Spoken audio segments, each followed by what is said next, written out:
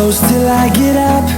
Time is... Olá, amigos! Esse é o PodPuts, o seu podcast de tecnologia e segurança. Amigos profissionais unidos pela tecnologia e segurança, está no ar mais um Node. Meu nome é Heitor e trabalho na área de segurança da informação. Hoje temos um convidado que vai falar sobre fraudes, uma tentativa de burlar a segurança. Estão aqui comigo os meus amigos Marcelo Borges e Bruno Severo. Vamos começar pelo nosso amigo com apelido de hacker russo. Salve, Marcelo, tudo bem com você? Salve, galera, tudo ótimo? Preparados aí para mais um Node? E ó, hoje o assunto é tenso, hein?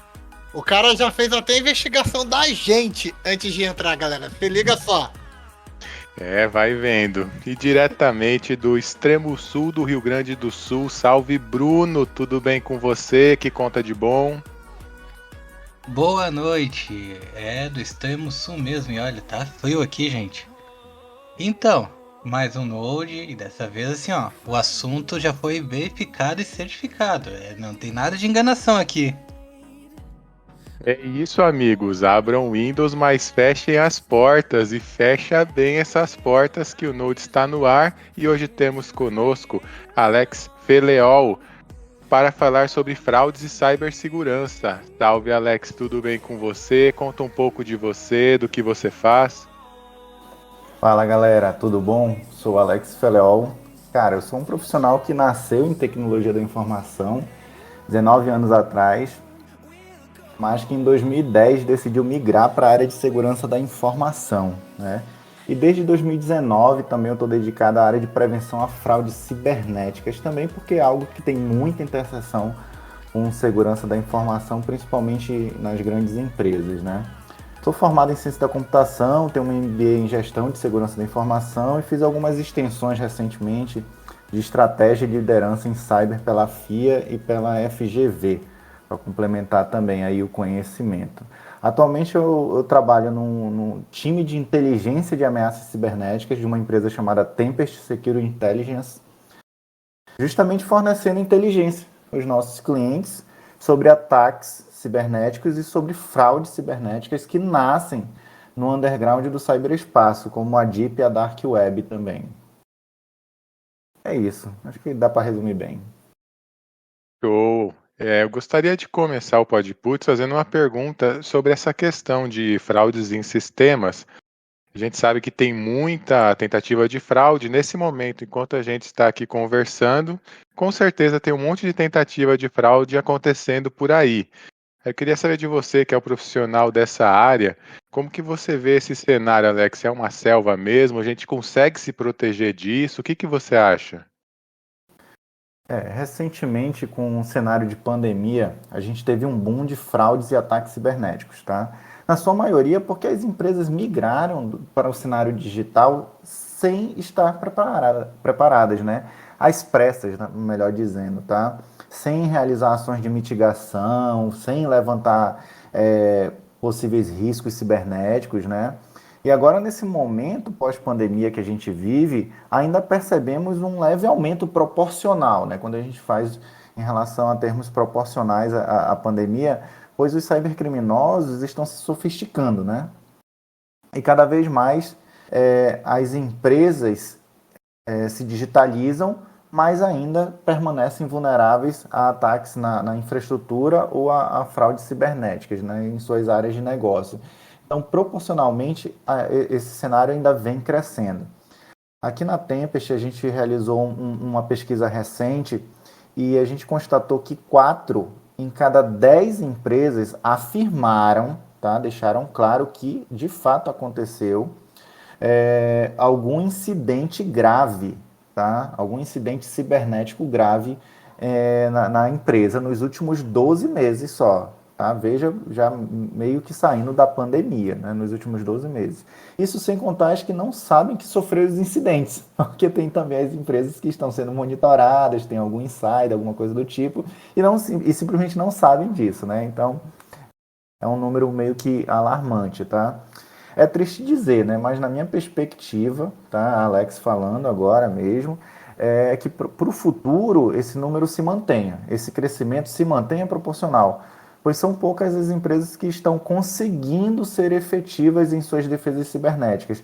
Muitas têm a vontade e têm o dinheiro para investir, mas na hora de implementar esses controles, eles esbarram em alguns desafios, como, por exemplo, a maturidade dos profissionais que atuam nas empresas ou na implementação de controles de mitigação de risco. Já existem alguns controles na empresa ou então alguns processos muito legados que batem de frente ali com a parte de segurança cibernética ou de prevenção à fraude. Eu acho que esse cenário de falta de maturidade dos profissionais, não falo maturidade, eu falo senioridade dos profissionais e também na dificuldade de implementar esses controles, são os principais antagonistas aí da cibersegurança nesse momento. Então temos perspectivas aí não muito boas aí para o futuro. Em Alex, tu disse assim que, vamos dizer, a pandemia gerou um aumento das pessoas saindo do escritório, de usarem o home office e muitas vezes estarem usando uma máquina que não havia tanta segurança quanto no escritório. Algumas levaram, vamos dizer, a máquina do escritório para casa. Esse momento eu entendo que foi um catalisador para esse aumento dos ataques. E assim, é isso que eu quero entender. Tu acha que foi aí o rompante ou isso já vinha antes e a pandemia apenas facilitou o caminho para que isso acontecesse? De fato, esse foi um divisor de águas, tá? Eu digo assim, do lado do usuário, nós tivemos a ida para o home office, né, utilizando equipamentos muitas vezes não homologados pela empresa, de uso particular, acessando a empresa. Então, esse foi um risco que ficamos à mercê, muito grave mesmo, né, muito crítico. E do outro lado, eu vejo que as empresas colocaram serviços e sistemas de cara para a internet da noite para o dia.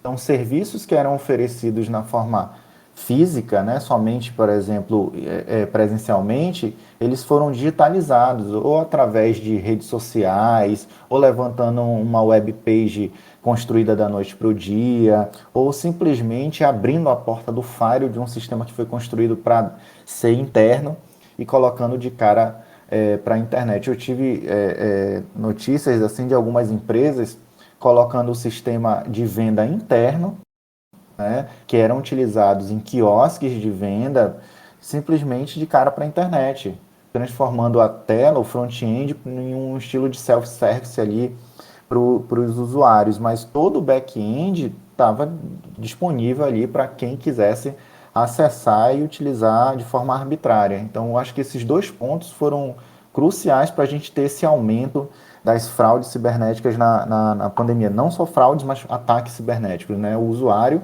utilizando de forma indiscriminada equipamentos em casa e as empresas colocando seus sistemas de forma bem exposta na internet, sabe?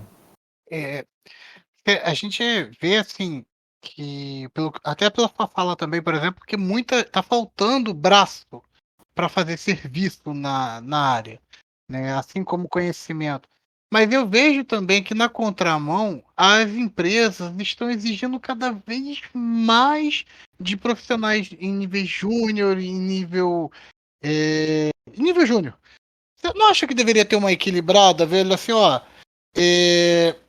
para quem está entrando, a gente tem um processo de formação que vai ajudar, porque não deveria ter um equilíbrio melhor por parte das empresas?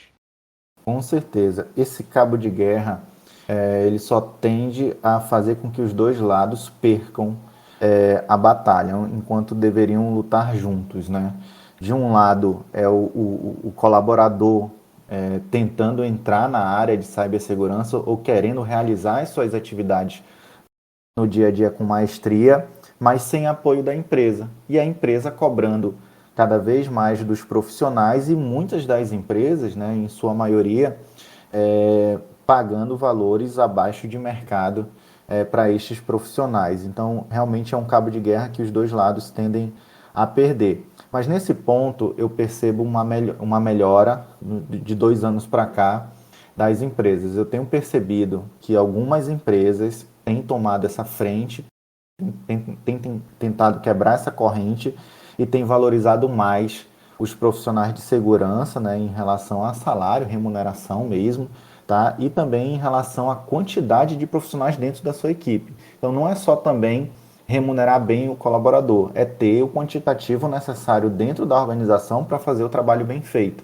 Então algumas empresas têm tomado essa frente, eu tenho percebido muito no LinkedIn algumas empresas evoluindo nesse sentido, algumas infelizmente somente após incidentes, isso até que meio que virou um meme, né? Acontece um incidente cibernético, no outro dia surgem vagas daquela empresa disponíveis na área de segurança, mas querendo ou não, é uma evolução, pode ser através de forma consciente ou através da dor, né? Depois de um incidente cibernético, mas a gente tem melhorado nesse ponto.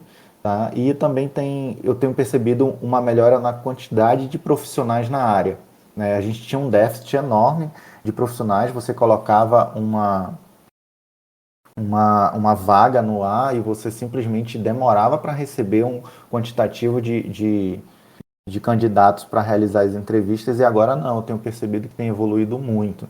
Né? Nesse ponto, movido por programas, por exemplo, de bug bounty, né, que incentivam também a busca por conhecimento, e também por algumas pessoas que são referências na área de cibersegurança que têm se destacado cada vez mais nas mídias, nas redes sociais, e isso tem incentivado tanto a migração de pessoas de tecnologia para a área de cibersegurança, quanto os entrantes, pessoas que vão iniciar agora suas carreiras, mas já decidiram que querem atuar em segurança. Nesse aspecto, eu acho que a gente tem melhorado aí de uns 2 anos para cá. Alex, seguindo aí essa linha de raciocínio, eu queria aproveitar, você comentou da Tempest, a gente sabe que é uma empresa referência aí na área de segurança. Eu queria saber onde você trabalha, tem muita vaga, o que precisa saber para conseguir trabalhar lá, os serviços que vocês oferecem. A gente sabe que tem bastante coisa, né? Isso. Os nossos serviços se baseiam no framework do NIST. Nós temos um leque de ponta a ponta, fim a fim, de todos os serviços de cibersegurança disponíveis hoje na literatura. Tá? Seja através de profissionais da própria Tempest, ou seja através de algum parceiro que nós temos hoje do nosso lado. Tá? Hoje nós temos quase 40 vagas disponíveis no nosso portal de vagas, tá? E são para diversas áreas. Área de consultoria, área de pentest, área de inteligência de ameaças, área de desenvolvimento também, a parte de inteligência artificial, desculpa, fugiu o termo agora, mas temos diversas vagas disponíveis na nossa empresa, tá? E a gente está num momento de contratação, de pós-contratação, desculpa, de estagiários. Nós fizemos uma contratação de 50 estagiários no início desse ano, e agora no mês anterior de 40 estagiários, então nós estamos com 90 estagiários. Temos o orgulho de dizer que temos um dos maiores programas de estágio em cibersegurança do Brasil, e a gente tem formado profissionais justamente para suprir o déficit de profissionais na área de segurança, mas a gente sabe e não só formar, mas a gente precisa manter esses profissionais e também se esforçar em captar referências profissionais de ponta, com uma senioridade bem mais elevada no mercado também para compor o nosso time. Como a gente presta serviço, a gente tem atividades aqui de ponta a ponta. Então a gente precisa, além de muitos profissionais também com muito conhecimento. Então a gente acaba tendo sempre muitas vagas disponíveis aí no nosso portal de vagas. Tá? Convido a todos que estiverem ouvindo a visitar, colocar vagas Tempest no Google aí, acessar nosso portal de vagas e se candidatar às nossas vagas em aberto. Tá? Beleza, a gente deixa esse link aí na descrição para todo mundo, tá? Então, Bruno, anota essa aí. Aí fica anotado. Tá anotado aqui. É uma baita dica. Agora eu queria ir para o outro lado. A gente falou aí dos profissionais que tentam manter tudo seguro, Mas em relação ao fator humano, a gente sabe que não importa a tecnologia embarcada na solução de segurança, um vacilo da pessoa pode colocar tudo a perder. Eu queria que você comentasse nesse ponto de vista o que você acha. Nesse ponto, a gente historicamente e na literatura tem como elo mais fraco, né, da corrente o fator humano, tá? E como solução para isso, a gente tem a conscientização em cibersegurança. E mais do que conscientização, a gente tem que ter, primeiro, treinamentos em cibersegurança e, segundo, fomentar a criação de uma cultura de cibersegurança dentro da organização. O board executivo, o C-Level, tem que deixar claro para os colaboradores que segurança faz parte do produto. Tá? É um pilar do produto, tal como experiência do usuário, facilidade de uso, preço baixo, seja qual for o outro pilar do seu produto, segurança tem que também fazer parte, porque sem segurança não há geração de confiança, e sem confiança se perde o cliente. Tá? Então, dessa forma bem simples, eu acredito que as empresas têm que prover, tanto para os seus produtos quanto para os seus colaboradores, segurança, seja através de tecnologia ou seja através de programas de conscientização dos seus usuários. E temos diversas técnicas e práticas aí para ajudar a conscientizar os colaboradores de forma voluntária, né? Esse é outro ponto também que sempre deixo claro, né? Treinamento a gente até pode fazer de forma obrigatória, todos têm que fazer, mas conscientização é algo mais refinado, a gente tem que se esforçar bastante para que a gente tenha uma aderência voluntária dos colaboradores e que eles consigam absorver o conhecimento ali no dia a dia e se tornarem um replicador, uma pessoa que vai reverberar a segurança dentro do seu ambiente de trabalho, e até mesmo para os seus clientes também ali, em casa também, para os seus familiares.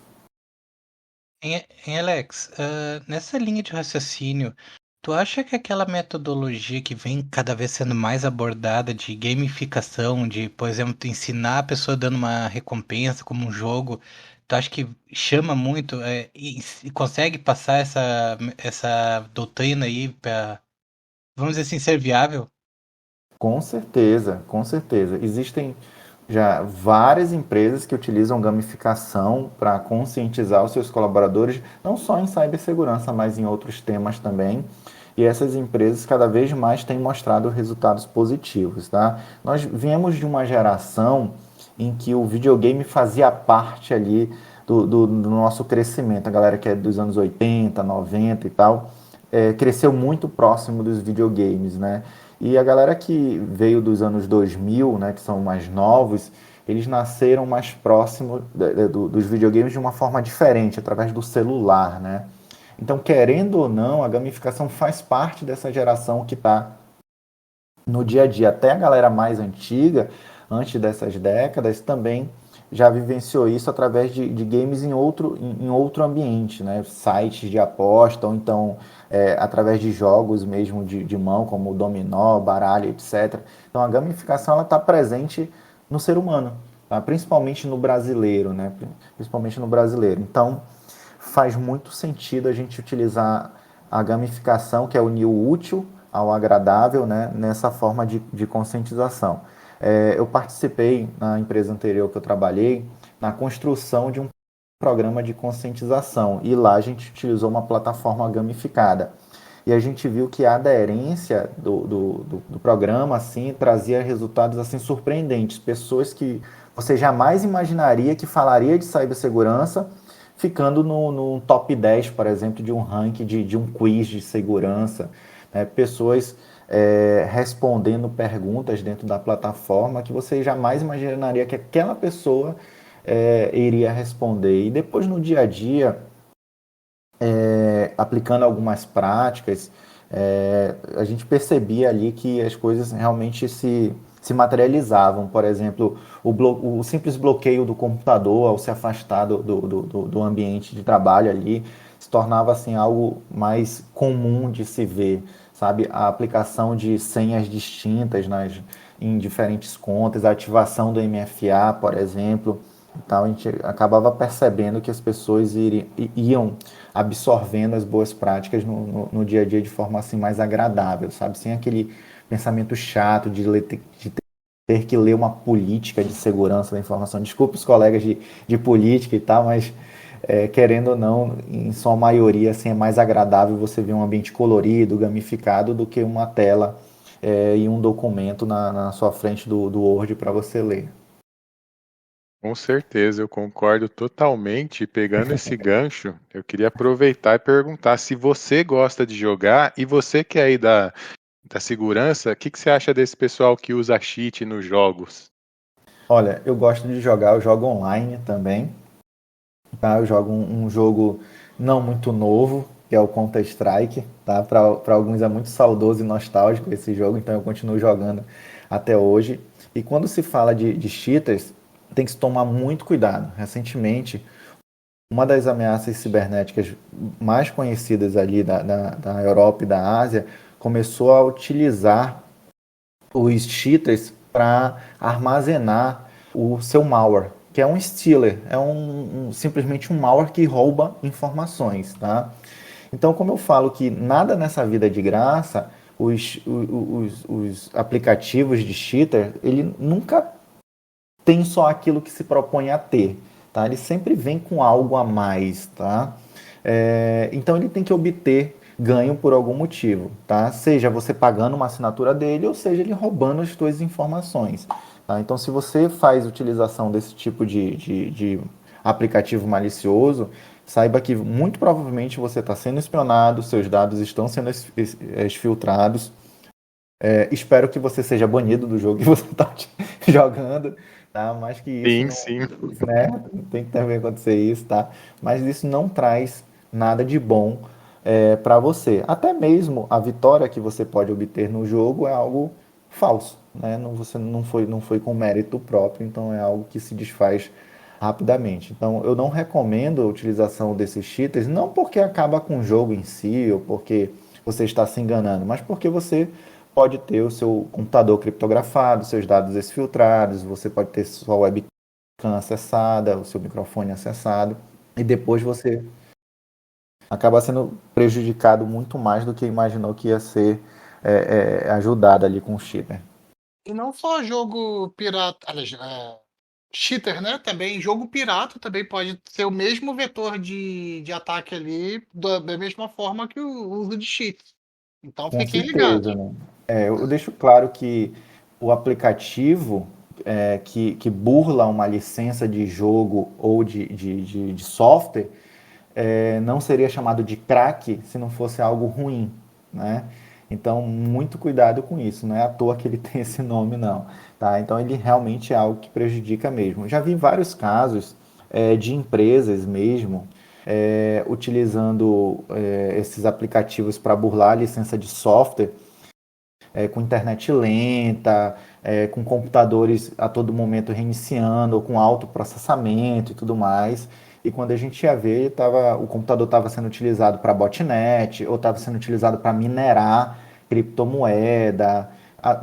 Teve um incidente num cliente de alguns anos atrás que o computador estava sendo utilizado para armazenar pornografia infantil. O cara criou um drive criptografado dentro do equipamento e a gente não tinha acesso, tentando acessar o arquivo em si. O arquivo tinha tipo 200 GB de tamanho, mas quando a gente esnifou a rede, a gente conseguiu pegar e capturar algumas imagens e alguns vídeos e a gente detectou, infelizmente, que era pornografia infantil. Tá? Então, muito cuidado com isso. E depois a gente percebeu que o vetor de acesso inicial foi justamente um crack, né? Um aplicativo para burlar a licença de software. Isso aqui, que grave. E como fica a responsabilidade do cliente nesse caso? Ele é culpado junto? Nesse caso, esse cliente, ele fez um BO, só que ele formatou o computador antes, né? E não conseguiram dar continuidade no caso, né? Mas ele registrou o BO. Aí eu não sei o que se deu depois do incidente, eu não participei do pós-incidente, né?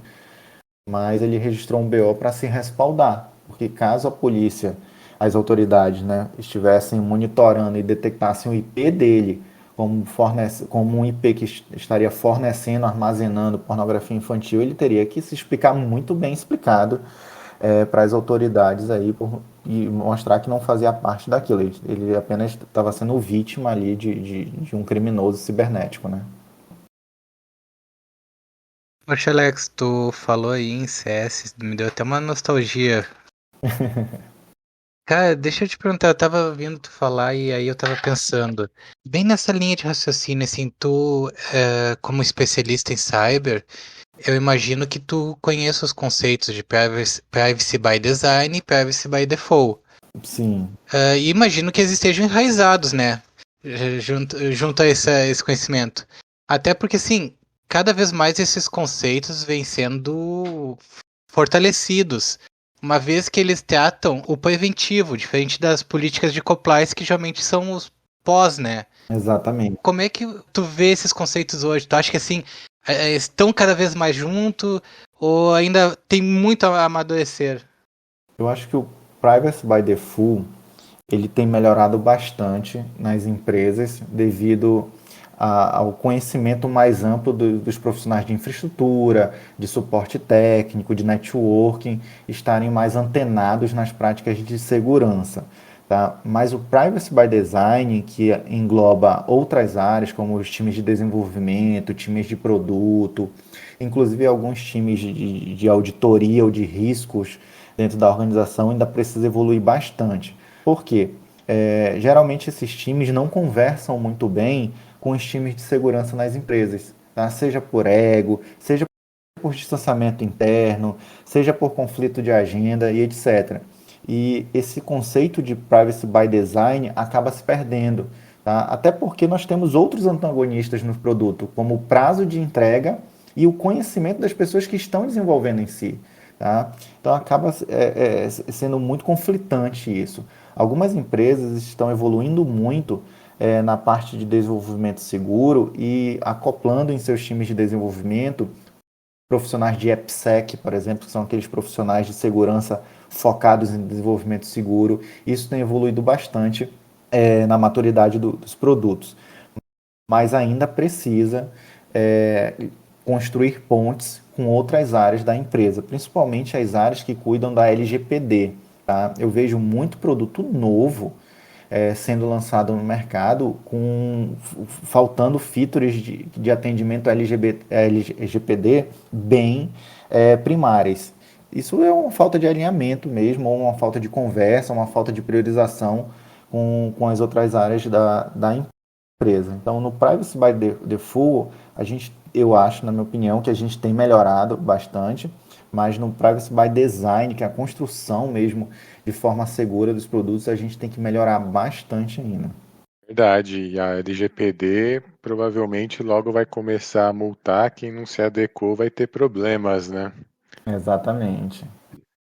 Eu gostaria de saber, se for possível falar sobre isso, como que funciona a análise de transações para identificar se uma tentativa de fraude ou não, se tem algum sistema de pontuação de risco, quando atinge determinado valor ele bloqueia a transação, é levado em conta histórico, localização, chega a ter uma pessoa que dá o veredito final, é tudo automático. Na prática, como que isso funciona? Bem, pode falar sim, com certeza, e espero que as pessoas que estão ouvindo absorvam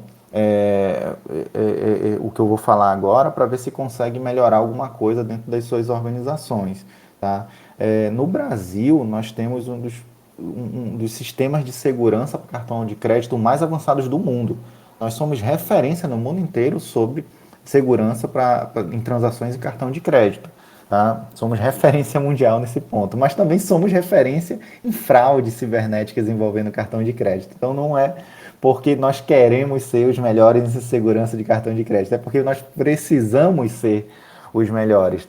Tá? Nós temos profissionais de referência que lideram equipes de monitoramento, sejam equipes proativas ou reativas. Né? Proativas são aquelas equipes que trabalham em motores utilizando inteligência artificial para analisar as transações automaticamente, tá? E até o momento, inclusive, em que, antes do momento em que é realizada a transação. No login, o motor de inteligência artificial já pode começar a olhar e analisar se aquele acesso é indevido ou não.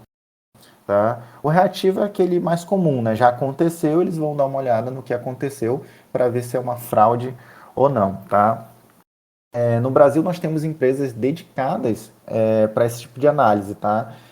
Existem várias empresas aqui no Brasil que fornecem esse serviço, que terceirizam esse serviço para as empresas. Né? E essas empresas geralmente fornecem o serviço automatizado e o de mesa manual, que a gente chama, né? Que é uma mesa, que é um ambiente onde tem vários profissionais analisando manualmente as transações que caíram numa área cinzenta, uma área onde a inteligência artificial não conseguiu determinar se é fraude ou não, né? Porque tem situações bem atípicas que a gente acaba realizando no dia a dia que fogem do nosso cotidiano, mas que são legítimas.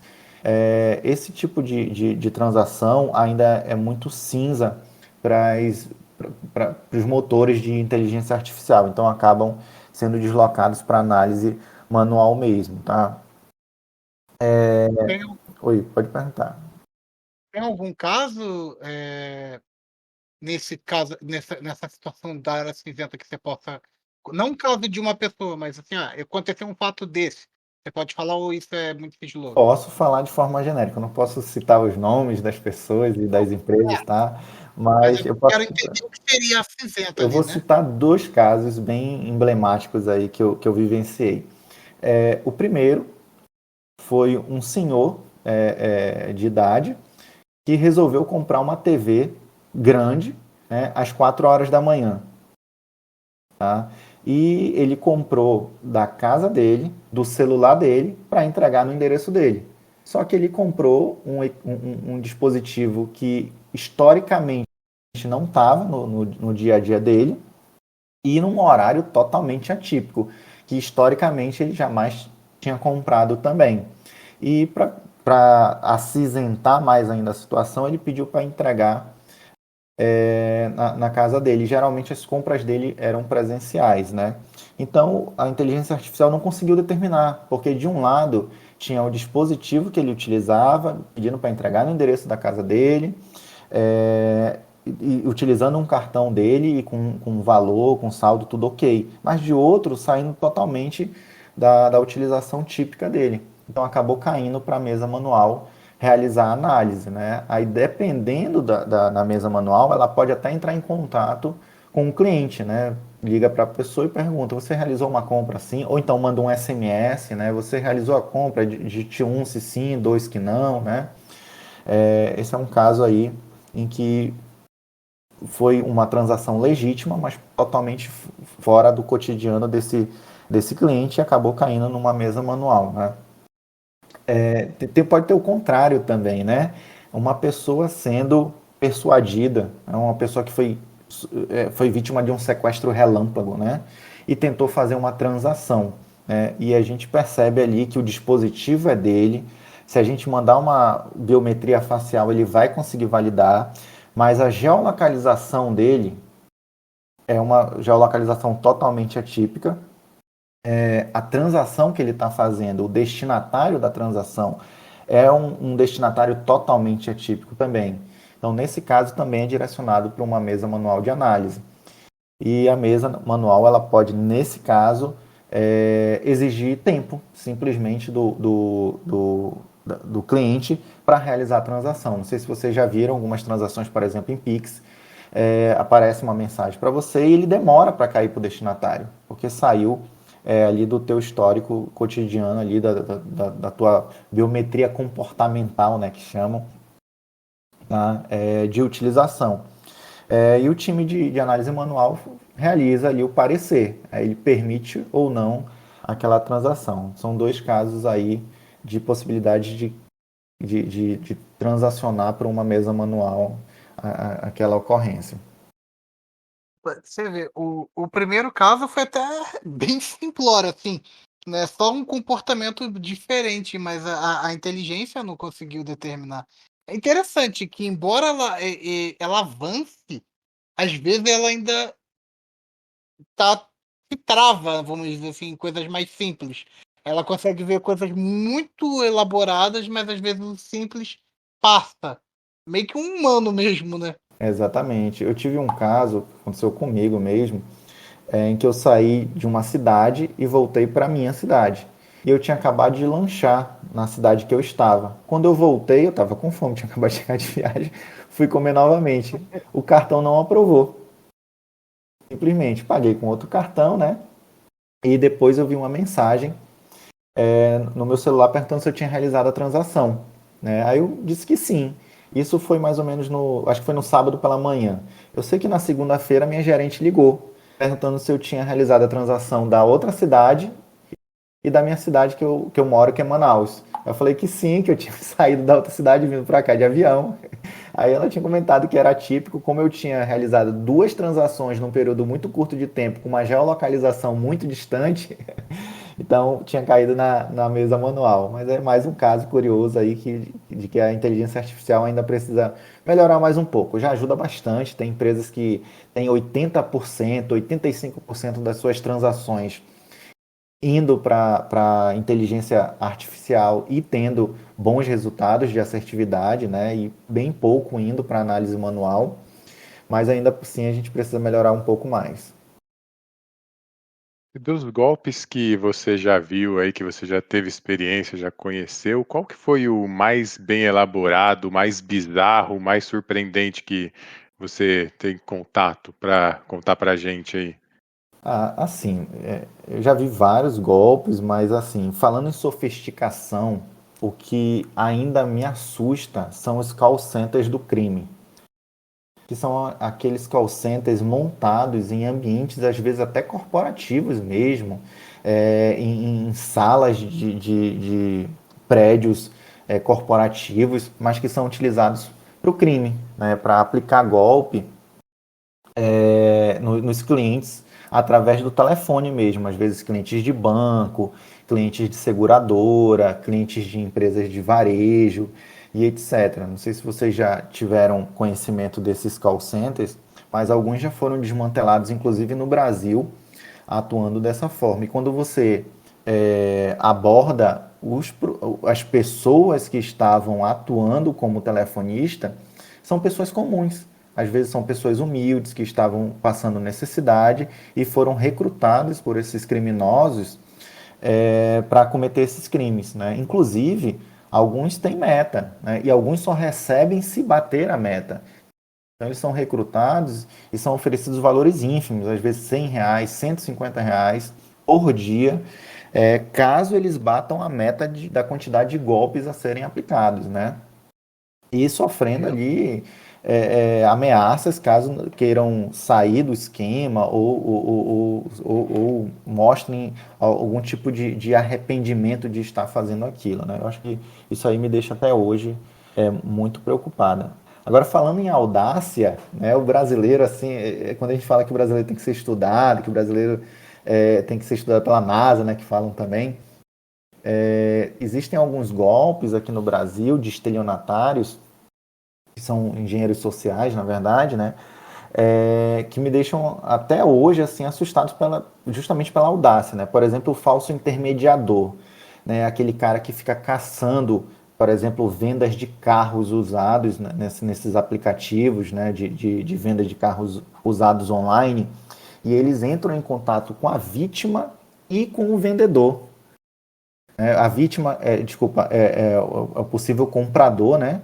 Então eles contam uma história para o comprador daquele carro, dizendo que vão vender mais barato aquele carro, e eles contam outra história para o vendedor do carro, para o dono do carro, de que ele vai receber inclusive um valor a mais e tudo mais.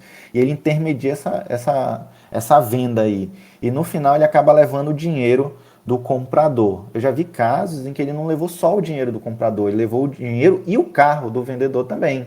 E geralmente eles se encontram, né? O comprador, que é vítima, e o vendedor, que também é vítima. Assim, eles ficam a ver navios ali depois que eles percebem que caíram num golpe. E isso é sempre intermediado ali de forma física, né, presencial. O estelionatário está frente a frente com as duas vítimas ali. Isso me deixa assim espantado pela audácia, né, desse criminoso, sabe? Pô, o crime organizado tá realmente muito organizado. Mas do mesmo lado que tem a organização dos bandidos, tem a nossa organização dos mocinhos. E você faz parte dessa organização. Você, a Tempest, faz parte de compartilhamento de inteligência sobre ameaça cibernética. Como é que é esse mundo, cara? Você fala com pessoas do mundo todo? Como está a contribuição do Brasil nessa área? Nesse ponto, eu até gosto de falar que a gente não tem concorrentes. Nós temos vários fornecedores de inteligência, porque até as empresas que prestam o mesmo serviço de inteligência que a gente presta acaba se comunicando e cooperando entre si, né? Eu gosto de falar que contra a fraude não há concorrência, né? Há cooperação. Então a gente se comunica sim com outras empresas que fornecem o mesmo serviço. Nós temos serviços de parceiros internacionais que nos ajudam a complementar o nosso monitoramento, né, que a gente tem um escopo Latam, mas acaba monitorando o globo todo, porque é necessário de qualquer forma. E hoje a gente acaba tendo presença no underground, né? Essa presença que eu digo é através de monitoramento, utilizando sensores e coletores ali, que conseguem adentrar esses fóruns, esses dark markets, alguns grupos em redes sociais, inclusive, alguns estão mais próximos do que a gente imagina, em redes sociais mais usuais, que a gente tem acesso no dia a dia, por incrível que pareça, e a gente acaba dependendo do grupo, sendo nostálgico também, participando de alguns grupos em IRC, inclusive, né? Para quem utilizava o IRC no passado, até hoje ele é utilizado. Mas assim, a gente tenta ter uma presença muito grande em tudo que a gente possa estar presente, sempre respeitando não só o patamar das leis, né, mas também o patamar ético e moral, né, porque senão você acaba passando essa linha tênue muito facilmente, né. Alex, falando, né, eu gosto de dizer que às vezes é necessário você estar nos lugares errados, mas por motivos certos.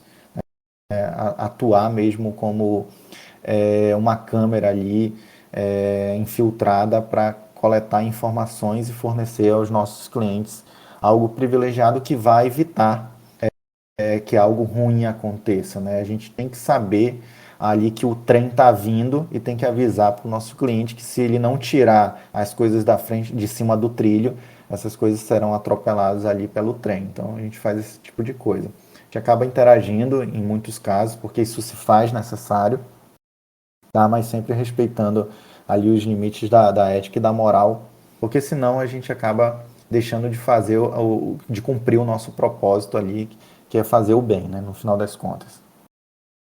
Chega a ser um trabalho de simulação e investigação, né? Porque de simulação, porque você tá lá fingindo talvez ser uma outra pessoa. Ter a sua persona dark lá, que você fica. A persona do mal, que você fica lá só para colher informação. E investigativo, porque, como você disse, é a pessoa certa no lugar errado pelos motivos certos. Então, Exatamente. E sempre tendo sim. muito cuidado com o OPSEC, né? Sempre resguardando os seus dados, sejam eles pessoais ou tecnológicos, né? O IP, a geolocalização, o device que você está utilizando para fazer aquele acesso, aquele fórum, ou o dark market e tal.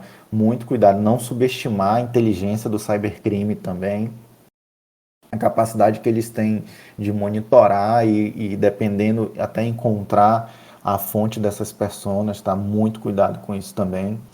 A galera que está entrando, eu sempre comento bastante, seja extremamente metódico, seja paranoico com o OPSEC, porque você ainda não tem noção do quanto isso pode ser prejudicial para você. Existem alguns perfis em redes sociais que expõem as personas, né? Que eles detectam quem é o utilizador daquele usuário de algum fórum e tal, e expõem a pessoa, né? Um tempo atrás a gente teve um brasileiro, inclusive, sendo exposto. Então, muito cuidado com isso mesmo, porque a gente, nesse caso, fala de vidas, né? A gente tem muito a perder, os criminosos, infelizmente, não tem nada a perder nesse ponto. Alex, assim, eu ouvi tu falando, mas eu demorei um pouquinho pra juntar a sigla. Só pra eu entender, quando tu falou ali que vocês ainda acompanham alguns chats e que tu acompanha ali, tu falou do aquele antigo do IRC, com aquelas letrinhas coloridas que a gente usava muito tempo atrás, aquilo ali ainda existe? Existe e, assim, claro que a proporção diminuiu bastante, né? Mas existe sim, e alguns grupos e atores de ameaça ainda se comunicam através dele, tá? Existem relatos, eu particularmente não faço esse tipo de monitoramento, tá? Mas existem relatos de que alguns jogos são utilizados para comunicação, alguns jogos online, né? São utilizados para comunicação entre atores de ameaça, inclusive terrorismo e tudo mais. Tá? Eu particularmente não faço esse tipo de monitoramento, mas esses criminosos eles se comunicam por diversos canais. Eles não utilizam só Deep Dark Web, rede Tor e tal, redes anonimizadas. Eles acabam às vezes utilizando canais mais comuns que estão ali à nossa frente, mas que não são monitorados e sequer gravados algum tipo de log para rastreio posterior. Eu já tive um caso, inclusive, detectado em um cliente, alguns anos atrás, de que um servidor de ERP da empresa estava sendo utilizado para armazenar 2 canais ER6. E a gente, quando detectou, a gente deixou um sniffer para pegar algumas conversas, né? E a gente viu que tinha muita gente de fora, mas entravam alguns brasileiros e na maioria das vezes eles estavam só falando besteira, né? Ou falando em alguma gíria que a gente não estava detectando ali, porque tem isso também, eles acabam utilizando algumas gírias que a gente não consegue exatamente saber o que eles estão falando, mas naquele momento ali a gente viu que o pessoal estava utilizando aqueles 2 canais que tinham naquele servidor, mais para descontrair e jogar besteira ali no IRC. A gente deixou um gerador de log, mas por algum motivo eles detectaram que o servidor tinha sido detectado, né, e estava sendo monitorado, e eles simplesmente saíram. O serviço ficou ativo, eles não derrubaram o serviço, mas as pessoas começaram a simplesmente ir saindo dos 2 canais, tá? Para vocês terem uma ideia de como ainda funciona até hoje esse protocolo. Mas se tu para pensar, de certa forma isso aí é meio que assim, acontece, porque assim, a gente pensa que eles estão usando sempre uma comunicação, como tu disse, pela rede Tor, uma comunicação mais anonimizada. Mas muitas vezes o que eles têm à mão para usar essa comunicação é apenas um celular. Então eles não têm como ter todo esse recurso. Então é mais fácil achar ali um joguinho online, um chat do YouTube, onde ele pode dizer pro amiguinho, ó, entra nós dois ali e vamos ficar falando e os outros vão achar que tá falando do jogo. Exatamente. Se camuflam, acabam se camuflando muito bem nesse ponto. Tem jogo que tem grupos, né? Dá pra você formar party ali. E depois que formou a party, tem o canal o chat de voz, acabou. Acabou. Acabou e Raramente funciona bem, inclusive. tem. Legítimo, leve, não dá trabalho, né? Não grava log. Não grava log. Né? Ainda mais. Nossa, isso aí é facíssimo de ver. Assim como também tem jogo que eles fazem umas censuras horríveis, né? Especialmente o Genshin Impact, por exemplo, que eu joguei, que era um jogo chinês, que eu jogava com medo, porque é chinês, mas eu jogava, e muito feliz, mas a censura do chat era horrível. Se você escrevesse, sei lá, e cara, escrevesse com ponto, com vírgula separado, ele te dava um bloqueio completo da frase, do texto. Então Era bem difícil de Eu, falar, às eu vezes falar. apoio essa censura, assim, eu já fui vítima dessa censura indiretamente. Eu acessei um fórum de conhecimento, de troca de informações, e o brasileiro, ele ri no texto de várias formas, né? Uma das formas que ele ri é utilizando o K. Aí eu fui rir KKK, e minha conta foi banida. Aí depois que eu fui entender, pô, isso é altamente pejorativo, mas não tive a intenção, né? O brasileiro, ele ri utilizando o KKK, né? Mas Desculpa, mas aonde que o kkk é pejorativo? Não entendi essa. os 3K, Ah, tá. Agora caiu a ficha. quero entender, né? Então eu fui banido e depois, pode ter sido isso. Eu tive que criar outra conta. Eu tenho mania de rir HUA. Mas se você errar o HUA e ficou um pouquinho mais pro lado, você vira GAY. Cara, você pode ser banido de um chat por causa disso. Né? Exatamente. Entendeu? Então, Mas eu apoio, no fim das contas, eu apoio esse monitoramento, mesmo que ele seja automatizado e tal, porque ele limita muito e, querendo ou não, ele protege as nossas crianças, né? Existem alguns jogos infantis que permitem o chat, como Roblox, Fortnite, né? E se não tiver esse tipo de censura, a gente abre as portas para esses criminosos atacarem as nossas crianças, né? Então, eu apoio muito, de qualquer forma, esse tipo de monitoramento. uma última pergunta sobre aquela questão de Intel, voltando um pouquinho. É, tem alguma, quando vocês vão fazer reuniões de grandes equipes, tem alguma equipe assim que você fala assim, cara, toda vez que essa empresa, essa equipe vai participar, ela mais tumultua do que ajuda ou sempre não? Sempre as conversas são tranquilas e fluídas. Bem, aqui, pelo menos as que eu participo, elas têm sido bem direcionadas, né? Então não tenho presenciado esse tipo de coisa assim. Na empresa antiga, nas anteriores que eu trabalhei, como eu fazia parte do negócio, eu não estava prestando o serviço, né? Aí sim, realmente tem muito tumulto entre os setores, né? O setor de desenvolvimento quer entregar no prazo, o setor de riscos quer diminuir o risco, o setor de cibersegurança quer implementar os controles. Aí realmente tem muito tumulto mesmo. Agora, atualmente, onde eu estou, como a gente presta serviço e as empresas que nos contratam estão esperando uma boa prestação de serviço, eu não tenho percebido, não. Pelo contrário, há muita cooperação mesmo. Existem algumas empresas de maturidade bem elevada mesmo, onde os caras vêm com perguntas assim de concurso público, assim, para alto escalão, entendeu? Onde, dependendo da pergunta, a gente tem que juntar dois, três analistas para compor a resposta. Mesmo as empresas com investimento mais baixo no tema de cibersegurança, eu tenho percebido que eles são bem ativos e ouvem bem, assim, sabe? São bem propícios a escutar. Não tenho percebido, assim, nesse ponto, pelo menos até agora, nenhum cliente, assim, que tumultua, não. Assim, não para dificultar o trabalho. O que eu já vi, às vezes, é querendo a informação mais rápido possível, né? Às vezes o cliente sofreu um ataque cibernético e a gente sabe que o mal rum ali tem muito calor envolvido e tudo mais, e é tudo para ontem.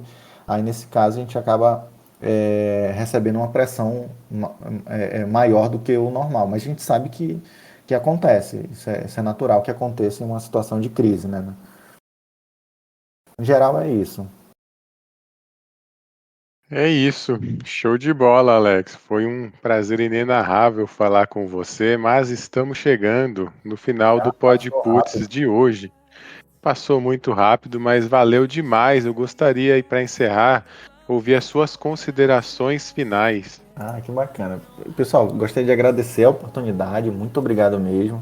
Eu gosto muito de falar sobre segurança, eu falo pra caramba sobre segurança cibernética, se deixar eu falo o dia todo, tá? E fico feliz por ter sido lembrado por vocês, mesmo morando tão longe do eixo aí sul-sudeste, tá? E dizer para todo mundo que segurança nunca é demais. Por favor, levem um tema a sério, seja no trabalho, seja em casa, levem realmente cibersegurança a sério. Não deixe para se preocupar depois que o computador foi criptografado ou depois que toda a tua operação de tecnologia está paralisada devido a um ataque cibernético. Por favor, invistam antes, porque é muito mais barato do que remediar uma situação de ataque cibernético. Muito obrigado, pessoal. Valeu. Gostaria de ouvir também suas considerações, Bruno. Como já dizia o grande filósofo, o grande pensador Einstein, o tempo é relativo, né? Como ele passa rápido quando a gente tá, como dizer assim, se divertindo e ouvindo ao mesmo tempo. E gostaria de dizer, Alex, eu também sou solidário a ti, cara. Eu tô na outra ponta do mapa, também longe desse eixo Rio-São Paulo, e é difícil, né? Que bom que a tecnologia nos une, né? Que bacana isso, cara. Com certeza. Você, Marcelo, que tá aí no meio do mapa, suas considerações finais?